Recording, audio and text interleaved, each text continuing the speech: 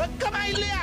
சோறாடா சாப்பிடுறீங்க கேட்குங்கள். பால் குடித்து வளர்ந்த குழந்தையா இருந்தால், நாய்ப்பால் குடிக்காமல் உங்களுடைய அம்மாவினுடைய பாலை குடித்து வளர்ந்தவனாக இருந்தால், இல்ல சோறாடா சாப்பிடுறீங்க, வலக்கையாலையா சாப்பிடுறீங்க உங்கள்ட்ட கேட்கிறேன். தயவு செய்து இடக்கையால சாப்பிடுங்கடா.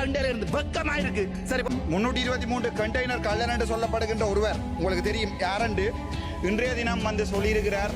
தேசிய தலைவரும் 44,000 போராளிகளும் வடக்கு மாகாணத்தில் குடுவித்தார்கள் என்ற ஒரு கதை ஒன்றை இன்றைக்கு சிங்களத்தில் சொல்லியிருக்கிறார். இவர் சிங்களத்தில் சொல்லி தப்பிக்கலாம் நினைக்கிறார். ஆனால் சிங்களமும் தமிழும் சரளமாக பேச தெரிந்த எனக்கு அது விளங்கினது. அதனுடைய வீடியோவை நீங்கள் பார்ப்பீர்கள் வெகு விரைவில். மிகவும் கவலையாக இருக்கின்றால் இவர்கள் சொல்லிக் கொண்டு வந்தவர்கள் எப்படி? நாங்கள் எல்லாம் சிங்கள பிரபாகரன் என்று சொல்லிக் கொண்டு வந்தவர்கள் தான் இந்த அனுரகுமார் நாயகத்தினுடைய அரசாங்கம். எங்களுடைய மக்களும் அப்படியே பொய்களை உண்மை என்று நம்புகின்ற ஒரு சமூகத்தை சேர்ந்தவர்கள் நாங்கள்.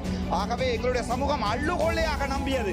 இதுக்குமோ சில விட இவருமே போராட்டத்தை நோக்கி போராடியவர் என்று நினைத்து எங்களுடைய சமூகம் விட்ட வரலாற்று தவறு இந்த என்பிபி அரசாங்கத்துக்கு வாக்கு போட்டது. ஆனால் இன்றைய தினம் சிங்களத்திலே எங்களுடைய தேசிய தலைவர் வடக்கு கிழக்கை ஆண்ட போது ஒரு சிங்களவன் அவன் தன்னுடைய ஒரு போட் கூட வரையலாது அடிச்சு புதைச்சினாங்க அந்த கடல்ல குடுவித்தேன்னு சொல்லேகல்ல. ஒரு தமிழ் மனுஷனா வெக்கப்படுறேன். ஒரு தமிழனா என்னுடைய வடக்கு மாநிலத்தில் இருந்து போட்டப்பட்ட ஒவ்வொரு வாக்குக்கும் இந்த பிமல் ரந்தாயகருடைய நெஞ்செல்லாம் எரியுது. நான் உங்களுடைய போர் வீரர்களை நீங்கள் செபலியோ என்று சொல்லுகின்ற போது ரணவிருவோ என்று சொன்ன தமிழன் நான். ஏனென்றால் ஆயுதம் ஏந்தி என்னோடு இருக்கிறார்கள். ஆயுதம் ஏந்தி போராடியவர்கள் உயிரை துச்சமாக மதித்த தெய்வம். அதற்கு மேல ஆனால் வெக்கமாக இருக்கிறது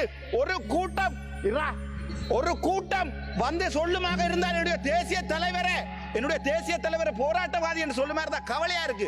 நீங்களும் ஒரு போராடின சமூகம், உங்களுடைய ஆயுதம் தூக்கின 1000 பேர் இருக்கிறீர்கள். வெக்கமா இல்லையா? சோறாடா சாப்பிடுறீங்க என்று கேட்கிற அளவுக்கு எங்களுடைய தமிழ் மக்கள் உங்களை வடக்கு மாநிலத்தில் பார்த்துக் கொள்வார்கள். நீங்கள்